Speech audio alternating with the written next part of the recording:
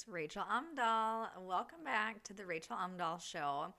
And so far, this is only episode 2, but I hope you at least enjoyed episode 1, just learning more about me. And in today's episode, let's talk a bit about relationships because Lord knows they be hard sometimes. And, just thinking about relationships and, just the journey when you're young and you think you're in love for the first time, right? Have you ever been there? Because I had my first boyfriend in like 6th grade, okay? And of course, young little naive me thought, oh, this is so great. Like, we'll be together forever. Come on. 6th grade, my daughter's almost in 6th grade. And if she were to tell me something like that, I would probably, first of all, laugh and then tell her, like, girl, you're crazy because there's plenty of fish in the sea for you. But needless to say, my 6th grade first love just didn't work out. And I'm thankful that it didn't, to be honest, at this point in life. But after that relationship, I had, let's say, my first like serious relationship where I was dating this guy for almost 2 years. And, with having, I was alone a lot, you guys, like a lot. I love my mom to death. And I know that, she did everything she could to provide for me. It was really her and I because my dad lived in a different state. And I would go and visit him, but it was really my mom and I. So she's a nurse and she worked a lot of, second shift, stuff like that. So I had a lot of time by myself, which maybe wasn't always the best thing. But, when I started dating this guy, we hung out all the time because, what else was I going to do? And, it's funny because I remember his mom saying like, oh, they're moving too fast. I will say at a young age, 15, 14, we'd hang out, stay at each other's house, but obviously I would never let my daughter do that, right? Of course, that's how life works. We learn from our own mistakes, but then we don't want our kids to make those same mistakes or whatever it might be. I'm sure you can relate to maybe thinking of things you did when you were younger, and maybe you have a thought like, oh my gosh, if my child did that, right? But, dating this guy, he had cheated on me and then lied about it. Now, back then, you wouldn't believe it now, and I know I said this in episode 1, but back then, I was mean. What better way to put it? I was not a very nice person. I certainly wasn't the loving, caring person that I am today. Funny how life changes, right? 15 years will do a lot of personal growth for you. And what's crazy is when he cheated on me, and now, of course, right, we're talking like we're teenagers, but either way, he was making out with some other girl, right? But he flipped it on me and made me feel bad. Oh gosh, you guys, I don't know if you can relate or if you've ever been in a relationship like that where everything is just put on you, right? Like, even if you've been the one that's gotten hurt, because Lord knows I was so upset. It made me feel very unworthy that like I wasn't good enough. And in today's society, there's cheating left and right. You hear stories about it all the time. And, it's kind of, I hate to say it, but it's almost become like normalized, which is even worse.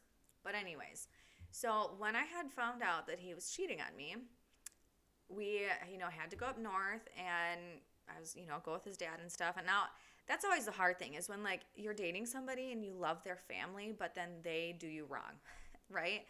So we go up north because his brother talked me into still going, even though I was like really hurt and heartbroken and so upset. And this guy I dated literally pouted the whole time and made me feel bad for being upset that I got cheated on. Like, what? Who does that? Manipulators do that. That too. It was just so heartbreaking. And needless to say, I did stay with him a little bit longer, but it didn't last that much longer. And it's crazy because I'm all so big into everything happens for a reason. Sometimes we don't understand the reason in the moment, especially when the moment is heartbreaking, we're upset, we just don't know how we're ever going to make it, right? And that's pretty much how I felt. But he at the time was expelled from school, and that's a story for another day. But while he was expelled, I was still going to school, obviously. Just because he's expelled doesn't mean I'm going to ditch school. I got goals here. I got things I'm trying to accomplish. And it kind of put a rift in our relationship, however you want to phrase it. Because, he would get jealous that I would be at school. I don't know what to tell you, bud. You made the choices you made, right? So he was expelled for, I want to say a year, maybe a year and a half. Well, no, maybe a year. Doesn't really matter. But when he came back to school, there was this other guy that had joined our school from a town over. And, I was a little nervous around him. Okay, we'll say that. But oddly enough, because, the universe is funny sometimes, all three of us, the guy I was dating, and then this other cute guy that was new to the school. So we're all in class, and it was history, and we had this really goofy teacher. So she, a lot of times, would just, put on some movie, or she would record herself and then have our substitute teacher, play a video of her recording. It was really cute now that I look back. But at the time, you're young, and it's like, ha, ha, ha, this is just so hilarious. But anyway, so the three of us are sitting in class, and, this cute new guy tells my boyfriend at that time, oh, let's hang out, whatever. So we thought, okay, fine, let's go and hang out. And, part of me, at that time really wanted to break up with my boyfriend, but I wasn't really sure how to. I don't know about anyone else, but some people will say that I like confrontation, but I really don't. And it also depends on the situation, right? Some things, yeah, I'm going to have confrontation and not be ashamed or have any worry about it. Other times I'm like, it's just not worth my energy. But we ended up hanging out with this cute guy, and they had created what they called the spot in the woods. And, of course, teenagers having a fire in the middle of some random woods, super great idea. And then let's be drinking on top of it. So I didn't really drink a whole lot when we were out in this woodsy spot because your girl doesn't really like darkness, and I don't like being lost or not knowing where I am. But anyways, my boyfriend at the time, he was so incredibly rude to me, saying all kinds of really mean things. It's you allegedly love me, and so why are you treating me like this, right? But back then, I just dealt with it. I didn't know any better than to just keep getting treated like crap and stay, right? So this is how I met my husband, actually, because that cute guy that we went out and partied with, that he ended up being my husband, right? And so after that night, I very much realized, okay, I'm not going to sit and be treated like this. This is terrible. Degrading comments to me. It was bad. So I tried to break up with this guy, and he would not let me break up with him. I'm not even joking. I told him, listen, I don't want to be with you anymore. You're treating me like crap. You cheated on me. I'm just so over it. And he wouldn't let me break. It took me a week to break up with this guy. It was so terrible. He even... This is before I had a driver's license to be able to drive, right? He even showed up to my house randomly with flowers. I was so upset. And when he came over, I was like, oh, okay, well, thanks, but Mom, let's take him home. I don't want anything to do with you, dude. Take a freaking hint. I'm trying to break up with you. Why are you making it so difficult? Definitely toxic relationship. And, maybe you can relate, but oh man, oh man. Not only did it take forever to break up with him, finally, right?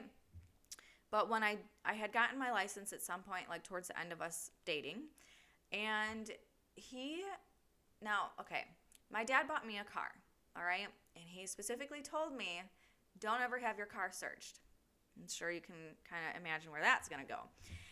And I didn't think anything of it, but it was a cute little car. It was my first car. Like, I want to take care of it. But this guy I was dating at the time, he got so upset one day, and I can't even remember why, because Lord knows he gets angry at everything, right? But my door was open, my passenger side door. It was open, and he was all upset over something stupid and kicked my door. Well, guess what? My door was a little janky after that. He broke something else on my car too, but oh my gosh, it was terrible. And then I finally was going to take all my stuff over to his house and officially break up with him. Like, here's your football jersey back, right? Like, if you were in high school and you were dating some football player, it's always like the girls wear their jerseys sometimes, whatever. So I had a box of crap that I'm about to all give back to you because I'm officially done, right? Like, don't contact me anymore. I'm over it, whatever. So, of course, the day I'm going to go and break up with him, this cute guy, right, that ended up being my husband, was in the car with me.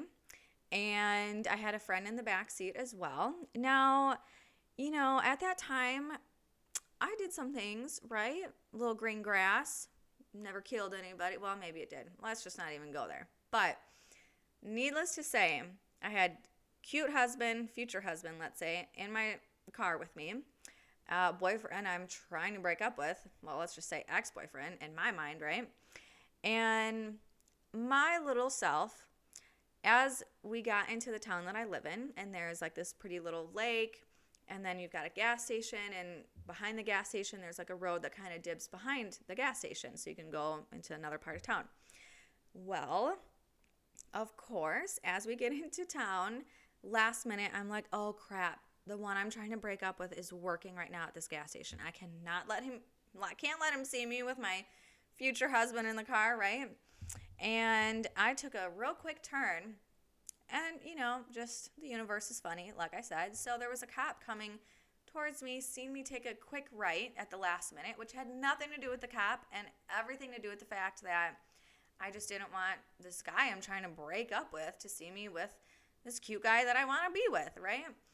And, of course, he wasn't even at work that day. So me taking that quick turn was pointless, didn't need to do it, but my mind wasn't in the right space, okay? Needless to say, the cop followed me. And you know how people will be like, oh, all you got to do is make, a couple left turns or 4 or whatever, and then they can't follow you anymore? Haha. Funny. So I tried that. It didn't work, let me tell you. So, here comes the police officer I was on. At that time, I don't know what the rules are these days, because apparently everybody can just get a license without, passing a test and all that stuff like I had to do. But I was on like a 9-month probation where you can only have one person in the car at a time or whatever. So we get pulled over. My cute future husband decides to walk off because he was like grounded or something. And then I had my friend in the back seat. Well, the officer says, oh, well, look at somebody's eyes in the back seat. I'm sure you can fill in the blanks here. I'm trying to be a little PG. And so then he says, can I search your car? To which my sassy 16-year-old self says, not unless you can reach my mom. Because Lord knows I could never get a hold of that woman because she was always working. I never knew exactly where she was working, right? She was a single mom. She had multiple jobs. And what do you know?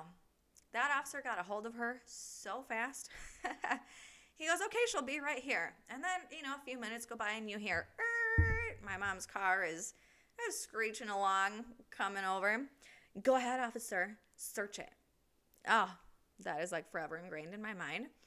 And, of course, he does, and he finds a couple things and tries to crack a joke like, oh, I thought I would find this in hers, pointing to my friend, and then says, haha, but I found it in her purse, pointing at me like, officer, you're so funny. I think you should really be a comedian. And during all this, guess who is blowing up my phone? Like, I mean, I had probably 20 missed calls in the matter of an hour and a half from this guy I was trying to break up with. And then I was like even more pissed and so ready to just break up with him and be done with it forever. Like, I was tired of being mistreated and just, the things that he would say. It's just so unnecessary. So then I had to go over to his house after that. My mom wasn't very happy, but I still had to take my car and drop a friend off. So I went over there and I said, I am so done. Here's all of your crap. He's crying and blah, blah, blah. And I really don't like to hurt people's feelings. I mean, now I don't. This version, the current version of me, does not like to hurt people's feelings. Like, I'm such a lover. I love connecting with people. But back then, I was sassy. And a lot of people were like, I don't want to say scared of me, but maybe scared of me, whatever. But I had gone over there and I said, listen, here's what just happened to me, and you've been blowing up my phone. Like, that I'm busy. Obviously, if I ain't answering, keep calling. It's not going to make me answer, right? Like that telephone song with Beyonce and Lady Gaga. Come on now. So either way, I had finally broke up with him, gave him all his stuff, and I was like, peace out. And then I went over to a future husband's house. And that's where all of that started, which is so funny because you know how like every person remembers different bits and pieces of, memories or school or whatever it is. I was like so nervous around my husband, right, when I was in high school. And it's funny because sometimes he'll tell me stories of things that he remembers from me, just like my sassy attitude and, stuff like that. And it's like, I don't really remember.